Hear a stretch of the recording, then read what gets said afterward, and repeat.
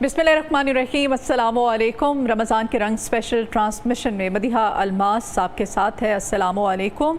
और नाज़रीन ग्रामी, आज आपको पता ही है हम रमज़ान मुबारक का 12वां रोज़ा मुबारक है जिसमें हम दाखिल हो चुके हैं। पहला अशरा मुबारक जो कि रहमत का अशरा होता है वो ख़त्म हो चुका है। मग़फ़िरत का जो अशरा है उसमें हम दाखिल हो चुके हैं। रहमतों की, बरकतों की ये जो घड़ियाँ हैं ये ख़त्म होती चली जा रही हैं। और 12वां रोज़ा हमें ये एहसास दिला रहा है कि ये वक्त, ये मुबारक महीना जिसमें हमने अपने रूठे हुओं को सिर्फ नहीं मनाना है बल्कि अपने रब को भी राज़ी करना है।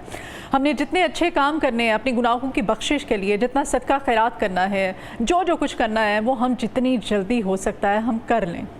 हमने ख़ास ख्याल रखना है जो हमारे इर्द गिर्द हैं।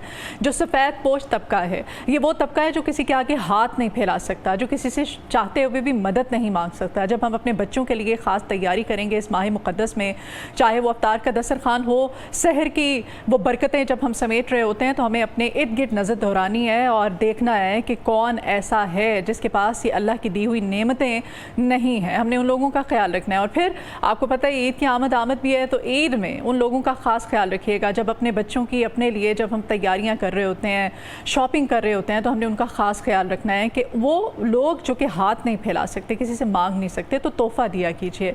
ये तोहफ़ा जो होता है ये देने से बाहमी इख्तलाफात भी ख़त्म होते हैं, मोहब्बत, भाईचारा भी बढ़ता है और साथ ही साथ हमने ख़ास दुआएँ भी मांगनी हैं। जी हाँ, उस मुस्लिम उम्मा के लिए दुनिया भर में जहाँ जहाँ मुसलमान हैं, जिन पर इस वक्त मुसीबतें हैं, आफतें हैं, परेशानियाँ हैं, अपनी दुआओं में खुदारा उनको हर लम्हा याद रखा कीजिए, उनके लिए दुआ किया कीजिए।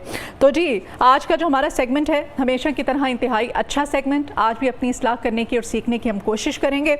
जो मुअज़्ज़ज़ मेहमान पैनल पर मेरे साथ हैं उनका इंट्रोडक्शन आपके साथ करवाती चलूँ। हमेशा की तरह हमारी ट्रांसमिशन का एक हिस्सा डॉक्टर वकास जाफ़र साहब हैं। आपको वेलकम करते हैं डॉक्टर साहब अपनी ट्रांसमिशन में। और हाफिज़ मोहम्मद अबू हुरैरा साहब भी आज हमारे साथ हैं। उनसे भी आज का जो हमारा टॉपिक होगा उस पर रहनुमाई हासिल करेंगे और जानेंगे कि दीन इस्लाम में और कुरान पाक में जो तालीमात हैं वो क्या कहती हैं। हमारी ट्रांसमिशन का बाकायदा आगाज़, हमारा जो आज का टॉपिक है, हम जानने की कोशिश करेंगे इंसानी अज़ा को अतिया करना दीन इस्लाम में, इस बारे में क्या अहकामात हैं। और अब चूँकि साइंस ने, जदीद दौर ने इतनी तरक्की कर ली है कि अब जब पता चल जाता है, कुछ ऐसे पेशेंट्स होते हैं जो खुदा न खासा किसी ऐसे मर्ज़ में मुब्तला होते हैं, पता होता है कि इन्होंने अब यहाँ कभी भी आपकी जब डेथ होती है तो आप अपनी बॉडी के जो ऑर्गन्स होते हैं वो आप अतिया कर सकते हैं। और अतिया करने से इंसानियत की ये भी एक आप खिदमत करते हैं। जब आप इस दुनिया से चले जाते हैं तो वही अज़ा, उसके ज़रिए अगर आप आंखें अतिया करते हैं तो कोई देख पाएगा, किसी नाबीना फ़र्द को बिनाई मिल जाती है। इस तरह से और बहुत सारे ऑर्गन्स हैं। तो दीन इस्लाम में इस बारे में क्या अहकामात हैं, अपनी डिबेट का आगाज़ करते हैं डॉक्टर वकास जाफ़र साहब से। वकास भाई, क्या किसी की ज़िंदगी बचाने के लिए अपना जिस्म कुर्बान करना इबादत के दर्जे में आ सकता है, या फिर मरने के बाद, ज़ाहिर है मौत तो बरहक है, सबने मरना है, तो मरने के बाद अगर कोई लिख के ये वसीयत कर जाता है कि नहीं मेरे ऑर्गन्स जो हैं आप किसी को अतिया कर दें, तो क्या कहेंगे आप? बिस्मिल्लाहिर्रहमानिर्रहीम। बहुत अच्छा आपका क्वेश्चन भी है और ये मौजू जदीद फ़िकी मसाइल से ताल्लुक़ रखता है। एक चीज़ ज़हन में रखिए कि अल्लाह ताला ने कुरान पाक में इरशाद फरमाया वलक़द कररमना बनी आदम, हमने पूरी मखलूक़ात में जो इंसान है इसको अल्लाह ताला ने बड़ा इकराम और इज़्ज़त दी है। जी हाँ।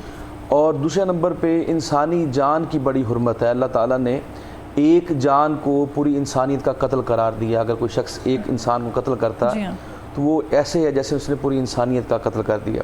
तो लिहाजा इन दोनों चीज़ों को मलहूज़े खातिर रखते हुए आप ये ज़हन में रखिए कि इंसानी जान की बड़ी कदर व मंजिलत है, बड़ा उस और इंसान की बड़ा इकराम और इज़्ज़त है जी। अब इसी चीज़ को मद्देनज़र रखते हुए अगर कोई शख्स, ज़िंदा शख्स जो है वो अपना कोई ऑर्गन डोनेट कर दे या मरने के बाद कोई वसीयत कर दे या उसका वली जो है, उसके लवाहिकीन जो है इजाज़त दे दें, तो इन दोनों सूरतों के अंदर इंसानी आज़ा को डोनेट किया जा सकता है। अच्छा, अब इसमें दो तीन चीज़ों को जो ज़हन में रखें जिसके ऊपर तमाम फुक़हा ने ये तो कहा है कि आप डोनेट कर सकते हैं, लेकिन उसके अंदर जो शराइत रखी हैं, जो कवायद और ज़वाबित रखे हैं वो बड़े ज़रूरी हैं। पहली चीज़ तो तमाम उलमा इस बात पे मुत्तफ़िक़ हैं, तमाम मसालिक, अहले सुन्नत भी, अहले तशय्युअ भी, कि कोई आज़ा जो है डोनेट करते हुए तिजारत नहीं होनी चाहिए। یعنی کوئی اگر کوئی اپنا گردہ بیچ رہا ہے تو بیچنے کی اجازت نہیں ہے, ٹھیک ہے, یا کوئی جگر کا حصہ بیچ رہا ہے, یہ چیزیں ہیں نا خدا کی راہ میں آپ دے سکتے ہیں. جی, آپ اللہ کی راہ, اللہ تعالیٰ کے لیے آپ وہ ڈونیٹ کر سکتے ہیں, لیکن اس کو تجارت نہیں بنا سکتے, پیسوں کے ایک چیز ہوگی. دوسری چیز یہ ہے کہ اس کی قطعی اور بڑی شدید ضرورت ہو جس کو دینا ہو. مثال کے طور پہ بعض اوقات جگر کا کینسر ہو جاتا ہے لوگوں کو, تو وہ جگر کا کچھ نہ کچھ حصہ اگر ان کو مل جائے تو ان کی جان بچ سکتی ہے. اسی طرح اگر دونوں ڈائلسس ہو رہا ہے اور ڈائلسس سے بھی مسئلہ حل نہیں ہو رہا تو ایک کڈنی جو ہے وہ دی جا سکتی ہے. یہ وہ تمام چیزیں جس کے اندر انسانی جان کے مرنے کا خدشہ ہو تب وہ ڈونیٹ کیا جا سکتا ہے, ایک چیز. دوسری چیز یہ ہے کہ جو ڈونیٹ کر رہا ہے اس کو کوئی مسئلہ نہ ہو, یعنی دونوں کی جانوں کا خیال رکھنا ہے. تو یہ تینوں شرائط ہیں, جس کو دی جا رہی ہے اس کو اشد ضرورت ہو, اور جو دے رہا ہے اس کو کوئی نقصان نہ پہنچ رہا ہو, اور تیسرے نمبر کے اوپر جو ہے اس کے اندر تجارت نہ ہو, تو کوئی بھی اعضاء جو ہے جس کی اگلے کو ضرورت ہے وہ دیا جا سکتا ہے. اچھا, یہ تو ابھی جدید سائنس نے اتنی ترقی کی ہے, اتنا ریسرچ کیا ہے, تو اب یہ آرگنز جو ہیں آپ ڈونیٹ کر سکتے ہیں. پرانے وقتوں میں, پچھلے وقتوں میں تو کیا آپ کہیں گے, اگر ہم جاتے ہیں آج سے 1400 سال پہلے, تو کیا اس بارے میں تھی کوئی روایت یا جی بالکل تھی احکامات؟ ہاں جی, وہ اس طرح تھی کہ یعنی کہ جو ہے نا کہ فیس ٹرانسپلانٹ جو ہے, یعنی چہرہ جو ہے بدل جانا, اس میں فقہا کا اختلاف ہے. کچھ احباب یہ کہتے ہیں کہ جو چہرہ ہے وہ اللہ تعالیٰ کی نے دی ہوئی آپ کو شناخت ہے, تو اس کو آپ نہیں, لیکن بعض اوقات لوگ جل جاتے ہیں یا ان کے اعضاء مسلح کر دیا جاتا ہے نا, جیسے لاشوں کو بھی مسلح کیا جاتا تھا پرانے زمانے میں نا, کوئی مر جاتا تھا تو اس کو بھی اس کی ناک کاٹ دی, اس کے کان کاٹ دیے, جس کا آقا علیہ السلام نے منع فرمایا کہ کسی لاش کا مسلح نہیں کرنا, چاہے کافر کی لاش ہو, اس کو مسلح کرنے کی اجازت نہیں ہے. تو یہ اسی طرح جنگ کے دوران بھی بعض اوقات کان کٹ گیا یا ناک کٹ گئی یا ہونٹ کاٹ دی, اس طرح کی انگلی کٹ گئی, تو ان تمام چیزوں کے اندر جو اسپیشلی چہرے کی میں بات کر رہا ہوں, تو ایک صحابی کی ملتی ہے روایت کہ ان کا کسی نے ناک کاٹ دی تھی بالکل نا جنگ کے دوران, تو پھر آقا علیہ السلام نے ان کو سونے کی ناک لگانے کی اجازت دی تھی. تو یہ ملتا ہے ایک ہمیں جو ثبوت ملتا ہے پرانے زمانے میں کہ یہ جس طرح کوئی ٹرانسپلانٹ کی حوالے سے ہوگی بات, یا کوئی اعضاء لگانے, حالانکہ سونا جو ہے مردوں پر حرام ہے نا, لیکن دیکھیں نبی کریم صلی اللہ علیہ وآلہ وسلم نے اجازت دی کہ آپ سونے کی ناک لگا سکتے ہیں. حافظ ابو ہریرہ صاحب, آپ کیا کہیں گے, انسانی جسم تو اللہ کی ملکیت ہے, تو پھر انسان کو عطیہ دینے کا اختیار یہ کس طرح سے ملا ہے, اس بارے میں کیا کہیں گے؟ بسم اللہ الرحمن الرحیم, الحمدللہ رب العالمین والصلاة والسلام علی سید الانبیاء والمرسلین. رمضان المبارک کی بابرکت ساعات میں اس خوبصورت نشست کا حصہ بنانے پر شکریہ. قرآن کریم میں اللہ رب العزت فرماتے ہیں ان السمع والبصر والفؤاد کل اولئک کان عنہ مسئولا. جی, آپ کی سماعت, آپ کی بصارت, آپ کا دل, ان سب کے بارے میں آپ سے سوال کیا جائے گا. دوسرے بندے سے سوال تب ہی کیا جاتا ہے جب وہ چیز اس کی اپنی ذاتی نہ ہو. میری پراپرٹی کے بارے میں کبھی بھی مجھ سے نہیں پوچھا جائے گا. جی, میں اپنی پراپرٹی میں کسی بھی قسم کا تصرف کر لوں, مجھے اجازت ہے. لیکن اگر میرے پاس کوئی چیز امانتاً رکھوائی گئی ہے, اس کے بارے میں مجھ سے سوال پوچھے جانے کا حق حاصل ہے. اب مثال یہ فرنیچر ہے اور یہ چینل کی پراپرٹی ہے, لیکن ہمیں یہاں استعمال کرنے کی اجازت دی گئی ہے, تو اس میں خرابی یا کسی قسم کی نقصان کا ہم جواب دہ بھی ہیں. اللہ تعالیٰ فرما رہے ہیں کہ آپ کے کان, آپ کی آنکھ, آپ کا دل, ان سب کے بارے میں سوال کیا جائے گا. دوسری بات, جناب رسول اللہ صلی اللہ علیہ وسلم نے فرمایا, اور جامع صغیر کی روایت ہے کہ اللہ کے رسول صلی اللہ علیہ وسلم یہ دعا مانگا کرتے تھے کہ اللہم ان قلوبنا و جوارحنا لم تملکنا منها شیئا, اللہ ہمارے دل اور ہمارے آرگنز آپ نے ہمیں ان میں سے کسی ایک چیز کا بھی مالک نہیں بنایا. جب آپ نے ہمیں مالک نہیں بنایا تو آپ ہمارے کارساز اور ہمارے مددگار بن جائیے. صحیح. اسی طرح اماں جان سیدہ عائشہ رضی اللہ تعالیٰ عنہ روایت کرتی ہیں کہ رسول اللہ صلی اللہ علیہ وسلم اپنی بیویوں کے درمیان انصاف کے لیے باریاں مقرر کیا کرتے تھے. بالکل ایسے ہی. اس کے بعد دعا کیا کرتے تھے کہ یا اللہ, یہ جو باریاں میں مقرر کر رہا ہوں یہ میرے اختیار میں ہے. جہاں تک میرا اختیار ہے میں اپنے اختیار کو انصاف کے تقاضوں کے مطابق استعمال کر رہا ہوں. لیکن جو دل ہے وہ تیرے اختیار میں ہے. دل کا میں مالک نہیں ہوں, دل تیرے اختیار میں ہے. لہٰذا اس دل کی جہاں جھکاؤ ہو, جہاں چاہت ہو, وہاں پر میرا مواخذہ نہیں کیجیے گا. تو یہ ساری احادیث مبارکہ اور قرآن کریم کی آیات ہمیں یہ سکھاتی ہیں, سمجھاتی ہیں کہ انسان اپنے اعضاء کا مالک نہیں ہے. جب انسان اپنے اعضاء کا مالک نہیں ہے تو وہ اس کو کسی بھی صورت میں ڈونیٹ نہیں کر سکتا. ہمارا نقطہ نظر یہ ہے کہ انسان اپنے آرگنز کو ڈونیٹ نہیں کر سکتا, چاہے وہ عطیے کی صورت میں ہو اور چاہے اس کو پیسے دے کے خریدنے کی یا اس کو بیچنے کی صورت میں ہو. نہیں, قرآن کریم میں یا پھر نبی کریم صلی اللہ علیہ وآلہ وسلم کی کوئی بھی روایت, کوئی ان کے احکامات ہوں کہ ممانعت قرار دی ہو, اس بارے میں کیا کہیں گے آپ؟ کوئی واقعہ, کوئی حدیث مبارکہ, کچھ؟ دیکھیں, جناب رسول اللہ صلی اللہ علیہ وسلم نے فرمایا کہ وہ عورت جو اپنے بالوں میں کسی دوسرے کے بال لگاتی ہے یا اپنے بال کسی دوسری عورت کے بالوں میں لگواتی ہے, اس پر لعنت ہے. اللہ کے رسول صلی اللہ علیہ وسلم نے بالوں کی حد تک جو شیئرنگ کہہ لیں آپ اس کو یا ٹرانسپلانٹ کہہ لیں, اس میں بھی اللہ تعالیٰ کے رسول صلی اللہ علیہ وسلم نے ممانعت کی اور لعنت فرمائی ہے. جی.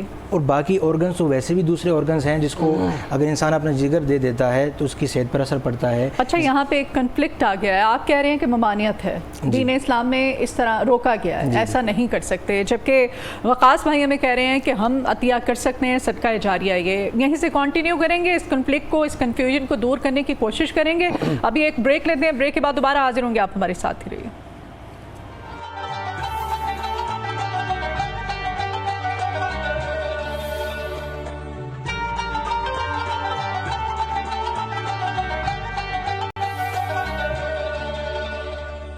رنگ اسپیشل ٹرانسمیشن میں ایک بار پھر سے آپ کو خوش آمدید کہتے ہیں. علی حمزہ بھی ہمیں جوائن کر چکے ہیں. علی حمزہ, آپ کو بھی ویلکم اس ٹرانسمیشن میں, اور ٹرانسمیشن کے سلسلے کو آگے بڑھاتے ہیں. نشریات کا حصہ بننے کے لیے آپ نیچے دیے گئے نمبر پر کال کر کے نشریات میں اپنا سوال بھجوا سکتے ہیں. اپنے ٹاپک کی طرف بڑھتے ہیں. ڈاکٹر صاحب, آپ بتا رہے ہیں کہ مجبوری کی حالت میں کہیں نہ کہیں یہ چیز جائز ہو جاتی ہے. دوسری طرف ہم نے سنا ہے کہ شریعت ہمیں احکامات دیتی ہے کہ میت کی بے حرمتی نہیں ہونی چاہیے. تو آپ کو نہیں لگتا کہ ایک شخص جو اس جہان فانی سے کوچ کر گیا ہے, اس کی میت کی چیڑ پھاڑ کرنا یا پوسٹ مارٹم کرنا, ایون کہ پوسٹ مارٹم بھی, آپ نے پھر یہ بھی فرمایا تھا کہ نبی کریم صلی اللہ علیہ وسلم نے وہ مسئلہ کرنے سے بھی منع فرمایا. اچھا, پہلی بات یہ ہے کہ جو حافظ صاحب نے جتنے دلائل دیے نا, پہلی بات وہ چاروں مسالک جو ہے نا ہمارے اسکول آف تھاٹ, حنفی, مالکی, شافی, جو قدیم علماء ہیں جتنے, اس میں مسئلہ یہ تھا کہ اس میں زندہ کی تو بات ہی نہیں تھی, وہ صرف بات ہو رہی تھی مردہ, کیونکہ زندہ تو ڈونیشن ہوتی نہیں تھی, مردہ کی بات ہو رہی تھی. تو اس کے اندر تمام کا یہ اتفاق تھا کہ جتنے دلائل انہوں نے دیے کہ انسان کا جو جسم ہے وہ اللہ تعالیٰ کی امانت ہے, آپ اس میں اختیار نہیں رکھتے, اور یہی فتویٰ تھا. بعد ازاں جب اب جو معاصر نئے جو ہمارے علماء یا اس کے اوپر جو تحقیق, کیونکہ جدید مسئلہ ہے, تو اس کے اندر جو میں نے باتیں کہی ہیں اسی طرح ہے, اور کسی بھی اسکول آف تھاٹ کا اس میں کوئی اختلاف نہیں ہے. نہ ایجوکیشنوں کا, میں جامعہ الازہر کا یہ فتویٰ موجود ہے, اسلامی نظریاتی کونسل کا اس کے اوپر اپنا رائے موجود ہے, جو الفقہ الاسلامی ہے اپنا OIC کا جو ہمارا ادارہ ہے, اس کا بھی فتویٰ موجود ہے. تو تمام اس کے اوپر, تمام مسالک کے لوگ اس کے اوپر متفق ہیں, لیکن وہ کنڈیشنلائز کرتے ہیں. ایسا نہیں ہے کہ اچھا ایک دو تین چیزیں اس میں ذہن میں رکھیں. ایک چیز تو یہ ذہن میں رکھیں کہ معذوری کی حالت, مثال کے طور پہ ایک شخص ہے, میرا ہاتھ ہے, میں کسی کو دے دوں, میں اپنے ہاتھ سے معذور ہو جاؤں, تو اس طرح کرنا بالکل جائز نہیں ہے. یہ بات اس کی ہو رہی ہے جس میں پہلے بندے کی بھی صحت کا خیال ہے. مثال کے طور پہ جگر ہے نا, تو جگر کا جو حصہ آپ نے ٹرانسپلانٹ کرنا ہے وہ حصہ آٹومیٹکلی اللہ تعالیٰ نے سسٹم رکھا ہوا ہے, جیسے اسٹیم سیل ہوتا ہے نا. ابھی میں نئی آپ کو بتا دیتا ہوں, جیسے اسٹیم سیل کی بات ہے, اسٹیم سیل کا لوگوں کو نہیں پتا, ایسا خلیہ نکال لیا جاتا ہے مردہ سے یا اپنا زندہ انسان سے, جو ڈیولپ ہوتا ہے. یعنی آپ اب یہ انشاءاللہ تعالیٰ ترقی ہو رہی ہے, یہ ممکن ہو سکے گا کہ آپ ایک سیل لیں اسی بندے کا, وہ ڈیولپ ہو کر تو وہ جگر بن جائے یا ڈیولپ ہو کے وہ کڈنی بن جائے. اس کے اوپر تجربات ہو رہے ہیں.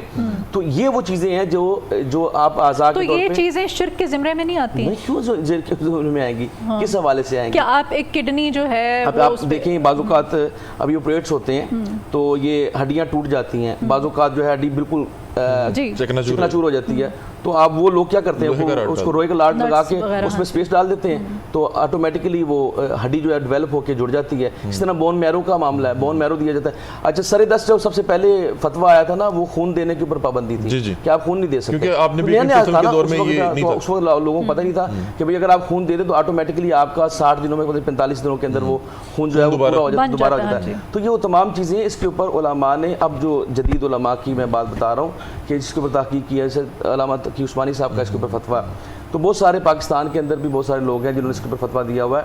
اور میں نے بقایا ابن باز کا فتویٰ ہے اپنا سعودی عرب سے. کالر ہمارے ساتھ موجود ہیں, محمد مقصود شور کوٹ کینٹ سے. جی السلام علیکم. جی السلام علیکم. وعلیکم السلام. جی مقصود بھائی سوال کیجیے گا. سر میرا سوال یہ ہے کہ میں ہلو جی سوال کیجیے. میں مولانا صاحب سے یہ پوچھنا چاہتا ہوں کہ میرے والد صاحب 2-3 سال ہو گئے ہیں فوت ہوئے ہوئے. تو میں ہر سال نا روزوں میں ان کے اصحار ثواب کے لیے لنگر وغیرہ کا انتظام کرتا ہوں. تو میرے رشتہ دار یا عزیز لوگ کہتے ہیں کہ یہ کون سا ڈرامہ کرتے ہو, ہر دفعہ تم لنگر لگاتے ہو, دیگیں پکا لیتے ہو, ایسا کیا ہوتا ہے؟ تو میں علامہ صاحب سے یہ کہنا چاہتا ہوں کہ لوگوں کو بتائیں کہ ہم اللہ کو خوش کرنے کے لیے دعا اصحار ثواب کرتے ہیں اور بعد میں لنگر کا انتظام کرتے ہیں, کیا یہ جرم ہے؟ ٹھیک ہے. مقصود بھائی پوچھ رہے ہیں کہ ان کے والد صاحب غالباً 1.5-2 سال پہلے جو ہے انتقال کر گئے. یہ ان کے اصحار ثواب کے لیے رمضان میں افطار کا یا لنگر کا اہتمام کرتے ہیں, تو کہتے ہیں کہ میرے جو عزیز و اقارب ہیں وہ کہتے ہیں کہ یہ کیا ڈرامہ بازی ہے. تو بتانا چاہ رہے ہیں کہ بس ریاکاری کا عنصر نہ ہو, ریاکاری کا عنصر نہ ہو, اور انسان کی نیت جو ہے وہ لوگوں کی خدمت خلق کرنے کی, وہ لوگوں کا افطار کروا دینا, اس میں کوئی حرج نہیں ہے.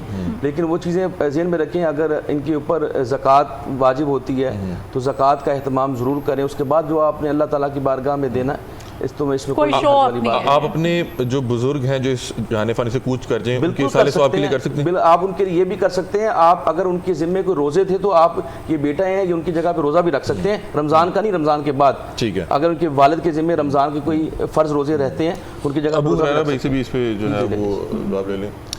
اصحار ثواب کے لیے یہ دسترخوان لگانا, کھانا کھلانا والدین کے نام پہ, اللہ تعالیٰ نے جو ثواب اور عقاب کا سلسلہ بنایا ہے اس میں اللہ تعالیٰ نے اور اسلام نے یہ گنجائش دی ہے کہ آپ اپنے مرحومین کے لیے اور دوسرے لوگوں کے لیے اصحار ثواب کر سکتے ہیں. ٹھیک ہے.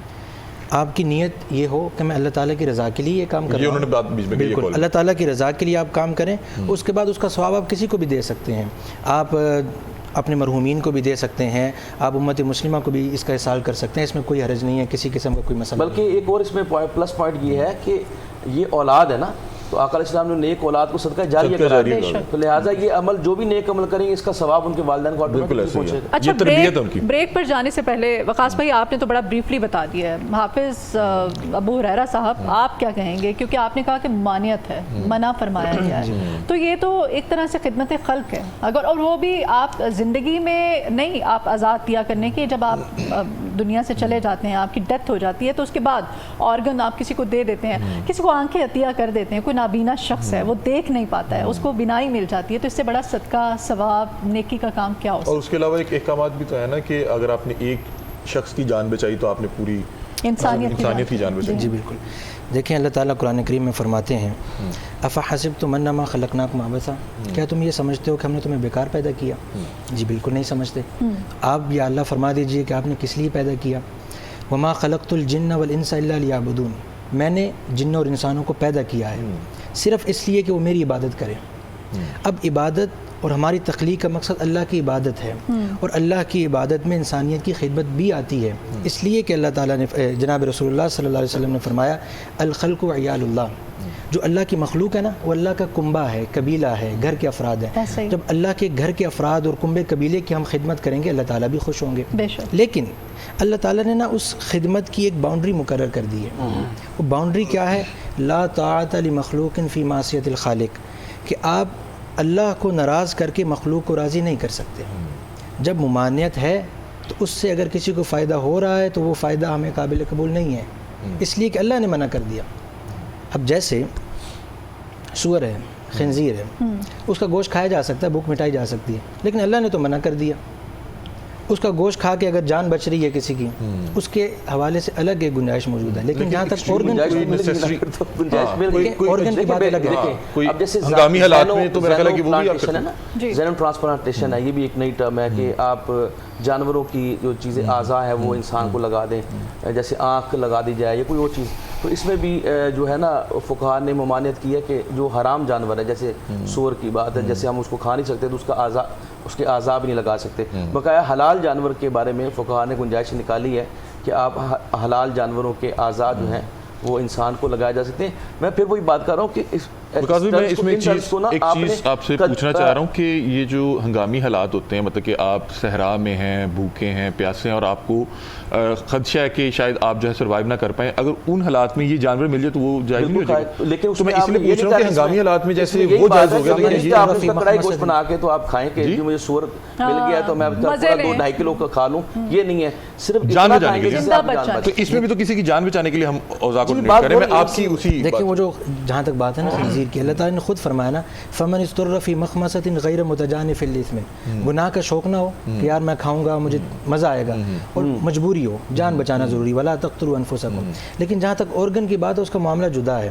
نبی کریم صلی اللہ علیہ وسلم ایسا آرگن جس سے ان کی واقعتاً جان بچ جاتی ہے، اور ورنہ ان کے لیے بڑا. اب زندگی میں بھی دیکھیں نا، آپ گردوں کی بات ہو رہی تھی، کڈنی کسی کا ایک خدا نخواستہ دونوں خراب ہو جاتے ہیں، آپ کے دونوں ٹھیک ہے، آپ کڈنی ایک اپنا دے کے کسی بہن بھائی کی یا کسی اور انسان کی جان بچا سکتے ہیں. انتقال ہو گیا اور آپ نے جاتے ہوئے کسی کو، میں اپنا ایک کڈنی دے دیتا ہوں، کچھ عرصے بعد میرا دوسرا کڈنی فارغ ہو جاتا ہے، پھر میرا تو نقصان ہو گیا نا، میری تو اسی حالت میں آ گیا جس حالت میں میرا بھائی تھا. اپنا نقصان تو نہیں کرنا نا. جب اللہ تعالیٰ نے دیکھے، میں نے آپ سے بات کی، کچھ لوگ وصیت میں کر جاتے ہیں کہ اگر میرا انتقال ہو جائے تو میرے آرگن کسی. جہاں تک وصیت کی بات ہے، جناب رسول اللہ صلی اللہ علیہ وسلم نے فرمایا کسر عظم المیت ککسرھا حیا، کہ مردہ کی ہڈی توڑنا ایسا ہی ہے جیسا اس کا زندہ حالت میں ہڈی توڑنا. اس طرح تو پھر پوسٹ مارٹم بھی پھر آپ اس کے بھی ہم آپ اس کے جواز کے قائل نہیں ہیں. تو پھر تو آپ جدید ریسرچ کے مطابق تو آپ تو پیرامیٹرز پہ پورے ہی نہیں اترتے ہیں. آپ دیکھیں تو اس میں یہ فقہاء نے یہ بات کی جیسے وہ بات کر، اس میں کوئی شک نہیں. دیکھیں 2-3 چیزوں کو اگر ہم اپنے ذہن میں رکھ لیں تو معاملہ حل ہو سکتا ہے. پہلی چیز یہ ذہن میں رکھیں کہ یہ کوئی رواج نہ پڑ جائے کہ جناب آپ دے جا رہے ہیں اور گردے بانٹے جا رہے ہیں. اس رواج کا جو ہے نا شریعت اسلام یا فقہاء نے رواج ڈالنے کا نہیں کہا، یہ شدید ضرورت کے تحت کہا ہے، شدید ضرورت کے تحت. اچھا اب جب شدید ضرورت کے تحت کہا ہے نا، تو یہ پھر آپ کا قریبی رشتہ دار ہی ہوگا، آپ کا بیٹا ہو سکتا ہے، آپ کا بھائی، آپ کی بہن ہو سکتی ہے. کیوں؟ کیونکہ پیسے کا عنصر شامل ہی نہیں ہے. اگر آپ نے پیسوں کے لیے کرنا تو وہ تو بالکل حرام ہے، اس میں تو کسی مسلک کے یہاں بھی وہ جائز نہیں ہے. اب معاملہ ہے کہ کسی کی آپ نے جان بچانی اور آپ نے اپنے کسی جان بچانی ہے، تو اس حالت میں، اور اس میں بھی یہ دیکھا جائے گا جیسے بھی وہ فرما رہے ہیں، اس کے گردے بھی دیکھے جائیں گے، میڈیکلی طور پہ بھی دیکھا جائے گا یہ بھائی بندہ فٹ بھی ہے کہ نہیں. یہ تو نہیں ہے کہ یہ بیچارہ گردہ دے دے اور خود جو ہے وہ خود بیمار ہو جائے. تو ان تمام چیزوں کو، ان تمام پیرامیٹرز کو دیکھا جائے گا. ایسے شوقیہ اجازت نہیں ہے کہ ایسے آپ کرتے پھریں. اور یہی معاملہ جو ہے وہ میت کا ہے، اور میت کے حوالے سے بھی ایسا نہیں ہے کہ وہ جو مر رہا ہے اپنا وہ کہتا جائے میرا جو ہے آپ آنکھ ڈونیٹ کر دیں، میرے گردے ڈونیٹ کر دیں. ایسا نہیں ہے، اس میں بھی شدید ضرورت کے تحت ہے. اور اس میں علماء نے جو بات کی نا کہ وہ اپنا کہ چیزیں کیسے پوری ہوئی. اگر آپ نے آرگن دے دیا تو آپ نے قیامت والے دن جو ظاہر ہے ہم اسی جسم میں تو نہیں اٹھیں گے، تو وہ ہے ہم اسی جسم میں اٹھیں گے. جی اسی جسم میں اٹھیں گے. اچھا، تو اللہ تعالیٰ فرماتا ہے کسی نے اگر ایک کڈنی ڈونیٹ کر دیا تو وہ کڈنی کے ساتھ اٹھے گا. اس میں یہ بات کی ہے فقہاء نے، بعض اوقات مچھلی کھا جاتی ہے، کسی انسان کو مچھلی کھا جاتی ہے، یا اب جیسے بلاسٹ ہوتا ہے تو اعضاء بکھر جاتے ہیں، سب کچھ ختم ہو جاتا ہے، صرف دانت ملتے ہیں. ایسی کئی حالتیں ہوتی ہیں.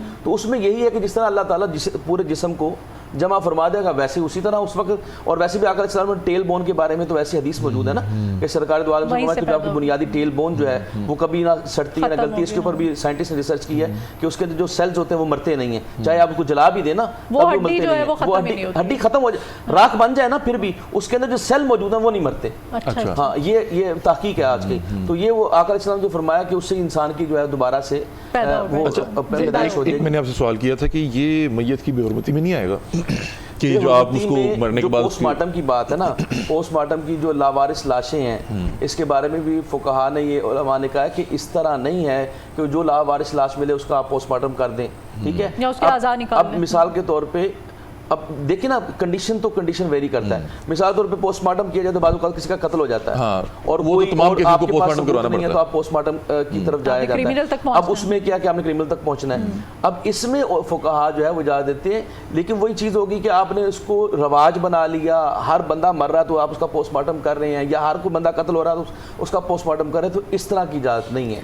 یہ ہنگامی حالات میں ایمرجنسی کی صورت. کل میں ایک ریسرچ پڑھ رہی تھی، اس میں ایک واقعہ جو کہ میں نے پڑھا اور میں نے سوچا تھا میں آپ سے ڈسکس کروں گی. ایک خاتون تھی، اس کی ڈیتھ ہوگی، اس کو کوئی بیماری تھی، اور اس نے مرنے سے پہلے اپنی جو اووری ہوتی ہے، بچہ دانی ہوتی ہے، وہ اس نے ڈونیٹ کر دی.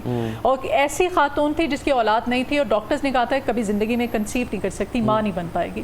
پھر ڈاکٹرز نے وہ اووری اس کو مطلب جو ڈونیٹ کی اور اس نے پھر بچہ پیدا کیا.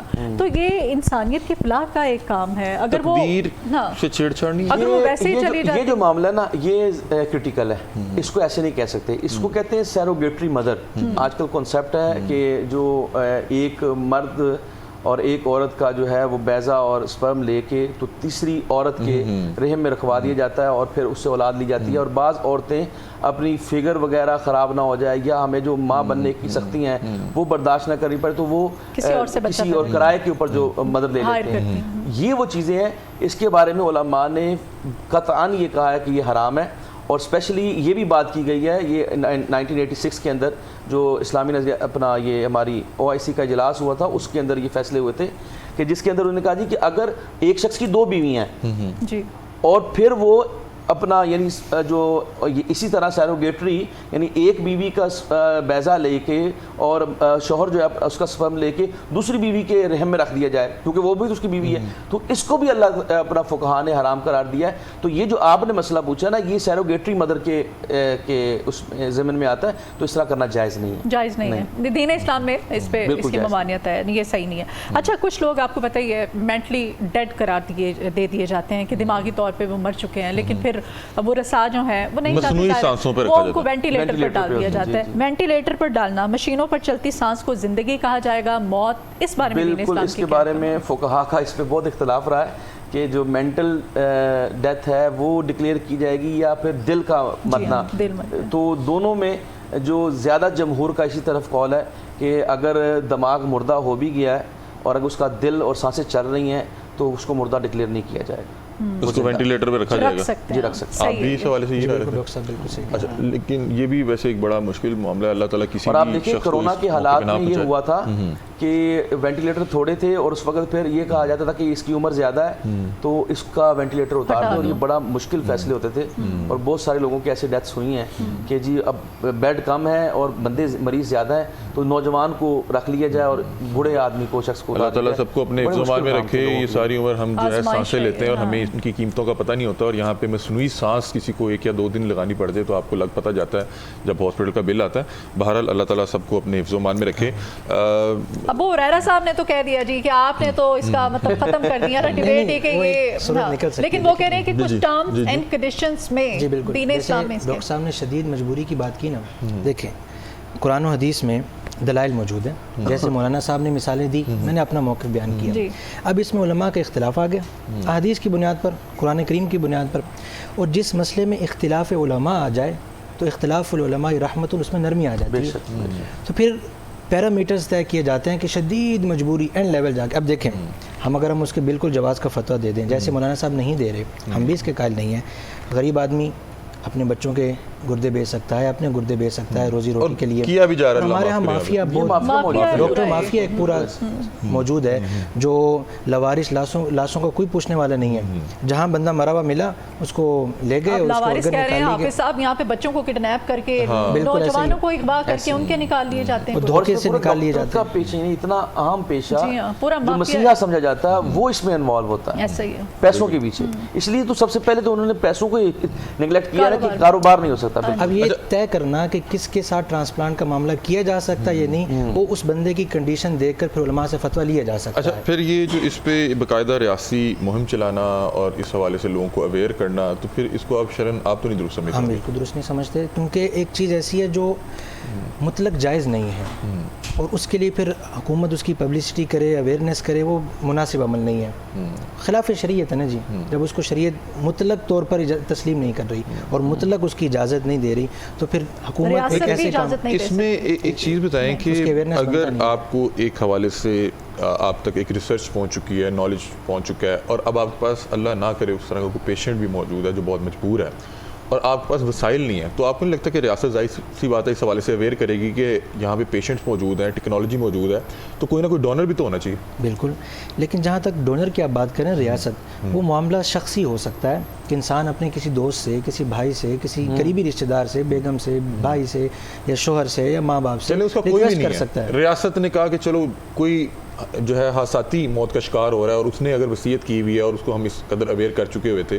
مطلب کہ دیکھیں نا, میں ڈاکٹر صاحب آپ کو بھی اس میں شامل گفتگو کرنا چاہ رہا ہوں کہ اگر ایک ٹیکنالوجی نہیں ہے تو پھر ایک اور چیز ہے. مطلب کہ جب تک مائک نہیں تھا تو لوگ ظاہر سی بات ہے کہ چھتوں پہ کھڑے ہو کے اذانیں دیتے تھے, لیکن جب مائک ایجاد ہو گیا تو آپ کا مقصد تو یہی ہے نا کہ اذان کی آواز جو ہے لوگوں تک پہنچے, لوگ جو ہے اذان کی آواز پہ نماز کے لیے آئیں. اس لیے میں کہہ رہا ہوں کہ جب ایک ٹیکنالوجی بن گئی, لوگوں کو پتہ لگ گیا کہ یہ اس کا اگر یہ فلاں آرگن کام نہیں کر رہا اور اس کو کوئی ایسا شخص جو حادثاتی موت کا شکار ہو گیا یا کسی بھی حوالے سے وہ جاتے ہوئے ڈونیٹ کر گیا, تو اس شخص کی جان بچ سکتی ہے. اب آپ کے پاس پیشنٹ بھی موجود ہے, ٹیکنالوجی بھی موجود ہے, علم بھی موجود ہے, لیکن ڈونر موجود نہیں ہے.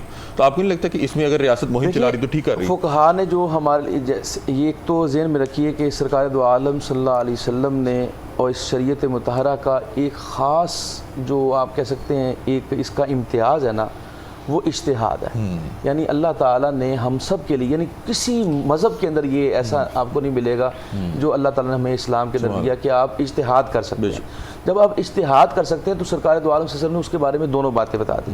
ایک فرمایا کہ ایک وہ شخص جو اجتہاد کرتا ہے, یعنی اجتہاد کا مطلب کوشش کرنا, مجتہد اپنے علم کی بنیاد کے اوپر, اپنے دلائل کی بنیاد کے اوپر کسی مسئلے کا حل تلاش کرے, تو اس میں آقا علیہ السلام نے فرمایا کہ اس کے لیے یا ایک نیکی ہے یا دو نیکی ہیں. یعنی اگر اس کا اجتہاد ٹھیک ہو گیا تو پھر تو دو نیکی ہیں, ایک اجتہاد کرنے کی اور ایک درست کرنے کی, اور اگر غلط ہو گیا تو کوشش کرنے کا اس کو بالکل ثواب ملے گا. اب اسی تناظر میں آپ دیکھیں کہ جو بھی کوئی نیا مسئلہ آتا ہے اس کے اوپر ایک کالر شامل کر لیں. جی بالکل. مسز توفیل ہیں جی اسلام آباد سے. السلام علیکم. السلام علیکم. وعلیکم السلام. بہن سوال کیجیے گا. جی میری فرسٹ میرج ہوئی تھی سوری, تو اس میں میرے جو ایکس ہسبینڈ ہیں انہوں نے لکھا تھا 2 تولے سونا, جو میرا مسجد میں 7 رمضان کو مسجد میں نکاح ہوا تھا 2011 میں. تو انہوں نے 2 تولہ سونا لکھا تھا مسجد میں بیٹھ کے, جو انہوں نے نہیں بنا کے دیا, مطلب ایک چیز میرے لیے بنائی نہیں گئی. پھر میری بیٹی ہوئی, بیٹی جب میری پیدا ہوئی تو میرے لیے بہت پرابلمس کریٹ ہو گئی. انہوں نے مجھے ستانا شروع کر دیا. وہ آلریڈی سارے تھے لیکن بیٹی ہونے کے بعد زیادہ ستانا شروع کر دیا کہ بیٹی, ہمیں بیٹے کی خواہش تھی تو بیٹی ہو گئی. اللہ ہدایت دے. جی پھر میری بیٹی کو 30 دن کی میری بچی مہک رانی میری بیٹی کا نام ہے, اس کے والد جو ہیں ریئل ان کا نام ہے وقار حیات. میں اس لیے یہ نام لے رہی ہوں کہ وہ جہاں بھی ہیں وہ سن رہے ہیں تو ان کو تھوڑی سی عقل آ جائے. پھر انہوں نے میری بیٹی کو مجھ سے چھین لیا 30 ڈیز کی, مطلب 30 دن کی بچی ماں سے انہوں نے چھینی. اچھا. پھر میں گئی ایک دن اور پھر میں ان کے پاس گئی. پھر میں نے کہا شاید گھر بس جائے, بچی ہے چھوٹی سی یہ وہ, لیکن معاملات نہیں اچھے ہوئے, کچھ بھی سیٹ نہیں ہوا. اچھا. پھر میں تھکی, میں نے خلا لے لی. خلا لے لی جناب. تو پھر انہوں نے 2 تولے سونا جو تھا, مجھے کوئی سمجھ نہیں تھی کیس کیا ہوتا ہے یہ خلا, مجھے یہی پتا تھا کہ بس خلا ہوگی اور میں ایک سائڈ پہ ہو جاؤں گی, میری ان پریشانیوں سے جان چھوٹ جائے گی, میرا سامان مجھے مل جائے گا. آپ نے جو 2 تولے سونا لکھوایا تھا وہ بطور حق مہر لکھوایا تھا. جی حق مہر. اور آپ نے اس میں کیا ڈیمانڈ کیا تھا کہ کب وہ آپ کو دیں گے, یعنی آپ کی ڈیمانڈ پہ دیں گے یا اسی وقت انہوں نے دینا تھا یا کچھ عرصے بعد دینا تھا آپ کو؟ انہوں نے نہیں, انہوں نے جس طرح لکھا نا نکاح نامے میں, انہوں نے لکھا 2 تولہ سونا جو کہ ادا شدہ ہے, نکاح مسجد میں ہو رہا ہے رمضان شریف میں ہو رہا ہے 7 رمضان کو. یہ غلط کیا انہوں نے. سوال آپ سوال کی طرف آئے. سوال میرا یہ ہے کہ ایسے لوگ ان کے لیے کیا سزا ہے؟ وہ 2 تولے سونا آج کس قیمت پہ ہے؟ میری دوسری شادی ہو چکی ہے, میرے یہاں پہ بچے ہو چکے ہیں, اس بندی کی شادی ہو چکی ہے, 12 سال ہمارے کیس کو ہو چکے ہیں. وہ 2 تولے سونا جو ہے میرے اوپر اس جو ہے پڑا ہوا ہے میرے سر پہ کہ بھائی میں نے 2 تولے سونے کے پیسے دینے ہیں. اور میری یہ غلطی ہے صرف کہ میں اپنے بیان میں نہیں کہہ سکی کہ بھائی انہوں نے یہ چیز نہیں دی. جب میں نے جج صاحب سے اس دفعہ بات کی کہ میں حلف لینے کے لیے تیار ہوں کہ انہوں نے ایک چیز میرے لیے بنائی نہیں ہے, وہ چیز انہوں نے میرے سر پہ ڈالی ہوئی ہے. آپ کی بیٹی کا کیا بنا؟ بیٹی آپ کے پاس وہ جو پہلے ہسبینڈ سے تھی, جی بیٹی کا کیا بنا آپ کی, وہ جو پہلی شادی میں سے تھی؟ جی میری بیٹی جو ہے میرے پاس ہے اور الحمدللہ میرے ہسبینڈ جو ہے اس کے ساتھ بہت اچھے ہیں, لگتا ہی نہیں ہے کہ یہ ان کے ریئل فادر نہیں ہے. چلے اللہ کا شکر ادا کیا کیجیے. مجھے صرف یہ پوچھنا ہے کہ ایک نہ وہ بیٹی کا خرچہ دے رہے ہیں, مطلب اس کو تب یاد آتی ہے نا جب میں کیس کرتی ہوں, خرچے کا کرتی ہوں یا کوئی بھی ایسا. میرا سامان ہے جیز ان کے گھر میں پڑا ہوا ہے, انہوں نے ابھی تک وہ نہیں دیا. جب بھی بات کرتے ہیں وہ ان سے کاری کہتے ہیں میں نہیں دیتا, یہ میرا ہے. بہن میں تو یہ کہوں گا کہ پہلے تو اللہ تعالیٰ کا شکر ادا کریں کہ آپ کی اس جیسے ایک شخص سے جان چھوٹ گئی جو کہ شریعت کو ماننے سے انکاری ہے, آپ کا حق مہر نہیں دے رہا, آپ کو بچی کا حق نہیں دے رہا, والد بن گیا, اس کے نان و نفقوں کو نہیں اٹھا رہا. تو پہلے تو میں سمجھتا ہوں کہ آپ کے لیے اللہ تعالیٰ نے آسانی کی کہ آپ کو ایک نئے گھر میں آباد کر دیا, اور وہاں پہ آپ کے شوہر آپ بتا رہے ہیں بہت اچھے ہیں. باقی اس حوالے سے جو ہے ہم وقاص بھائی سے بات کرتے ہیں. اللہ تعالیٰ آپ کے لیے آسانی پیدا فرمائے. بہت شکریہ. میری بہن جو حق مہر ہوتا ہے نا اصل میں، حق مہر اصل میں ہوتا ہی اس لیے ہے کہ وہ ایک قسم کی ضمانت ہوتی ہے کہ یہ شخص جو ہے وہ اپنے بیوی بچوں کا روزگار کا سلسلہ یا اپنے نان و نفقہ کا جو اہتمام کرے گا، اور یہ ایک قسم کا ٹوکن منی یا آپ سمجھ لیں ایڈوانس ہوتا ہے، اس کو آپ گارنٹی کہہ لیں کہ یہ شخص جو ہے وہ اب اس ضمانت سے ہی مکر گیا ہے، تو آگے اس نے کیا کرنا، اس میں گناہ گار ہے۔ اور اس میں وہ بار بار کالر کیوں کہہ رہی تھی کہ میرے سر پہ ڈال دیا ہے، یہ ان کے سر پہ تو نہیں ہے، تو شوہر اس کا ذمہ دار ہے، کیونکہ اس پہ لکھا ہوا ہے ادا شدہ، اچھا نکاح نامے پہ لکھا ہوا ہے ادا شدہ۔ اب جب ادا شدہ ہے تو اٹ مینس کہ قانونی طور پہ تو دیا جا چکا ہے نا، کیونکہ جب نکاح پڑھایا جاتا ہے تو اس وقت لکھا جاتا ہے کہ اندل طلب ہے، یعنی اب یہ طلب جب یہ ڈیمانڈ کرے گی اور دب دیا جائے گا یا دے دیا گیا ہے یا اس کے حوالے سے کوئی ڈاکومنٹ ہے تو اس کو لکھا جاتا ہے، تو اب اس کے اوپر لکھ دیا گیا کہ دے دیا گیا۔ اب ان کو تو بہن کو نہیں پتا تھا، لیکن اب قانونی طور پہ تو ظاہر ہے یا تو عدالت جو ہے وہ حلف کے اوپر یا اکتفا کر لے، ورنہ دوسری صورت یہ ہے کہ قانونی طور پہ تو وہ کہہ چکا کہ میں دے چکا۔ کیا کہیں گے اس طرح کے مردوں کو جو شادی کر لیتے ہیں، بچوں کی جو ہے وہ ذمہ داری اٹھانے سے قاصر ہوتے ہیں، ان کو شرعی حق دینے کے لیے تیار نہیں ہے، اور اس کا روز محشر حساب ہوگا جو آپ حق مہر نہیں دیتے، کتنا بڑا گناہ ہے؟ بالکل ہوگا۔ آپ دیکھیں نا، آقا علیہ الصلوۃ والسلام نے یہ فرمایا ہے کہ جو شخص دو بیویوں کے درمیان انصاف نہیں کرے گا وہ قیامت والے دن اس کا آدھا حصہ جو ہے وہ مفلوج ہوگا یا آدھا حصہ جو نہیں ہوگا، یعنی وہ استغفر اللہ، آپ سمجھ لیجئے کس طرح کی وہ شخصیت ہوگی، تو آدھے باڈی پارٹ ہی نہیں ہے۔ تو اسی طرح اگر وہ اپنی بیوی کے ساتھ ہی وفا نہیں کر رہا یا اس کا حق ادا حق یعنی جس کا نام ہی حق میں ہے وہ حق نہیں اس کو دے رہا۔ اور میرا خیال ہے کہ ایسے لوگوں کے لیے آپ نے بھی وسلم کے احکامات ہیں کہ آپ روزے رکھیں، اگر آپ ذمہ داری نہیں اٹھا سکتے، کیوں جی آپ ذمہ داری نہیں اٹھا رہے، آپ مطلب کہ شرم کریں کہ اس کا جہیز کا سامان ہے اور آپ گھر میں قبضہ کر کے بیٹھے ہوئے ہیں۔ میں درخواست کروں گا کہ جو بھی متعلقہ ادارے ہیں وہ ان سے رابطہ کریں۔ انہوں نے ان کا شخص کا نام بھی بتایا کہ بھائی آپ کا تعلق ختم ہو گیا، آپ نے حق مہر ادا نہیں کیا، تو آپ اس کے گھر میں اس کا جو جہیز کا سامان کیوں رکھے بیٹھے؟ اللہ تعالیٰ اور اس کا رسول کہتا ہے اگر طلاق ہو جائے نا، طلاق ناپسندیدہ عمل ہے، طلاق ہو جائے اس کے باوجود تم اس کو حق مہر بھی دو اور اگر ہو سکے تو اور احسان کر کے زیادہ دے دو، یہ طلاق کی صورت میں ہے، اور یہ خدا کہ آپ اس کا حق مہر ہی نہ دیں۔ آپ کچھ ایڈ کرنا دیکھیں جیسے ڈاکٹر صاحب نے فرمایا کہ حق مہر اب وہ قانونی طور پر پھنس گئی ہیں، کیونکہ عدالت میں یہ چیز ثابت ہو گئی ہے نکاح نامے کی صورت میں کہ حق مہر جو ہے نا ادا کر دیا ہاں، وہ کہتی ہیں میں بیان دینا بھی بھول گئی، اور ویسے بھی ان کے روز کا تو کیس نہیں ہے نا، پہلی بار گئی وہاں پہ تو بالکل ایسا ہی۔ اب یہ لیگل پروسیس ہے اور اس میں جو وکلاء ان کی رہنمائی کر سکتے ہیں کہ مزید کیا کیا جا سکتا ہے۔ اور دوسری بات جو انہوں نے جہیز کی بات کی،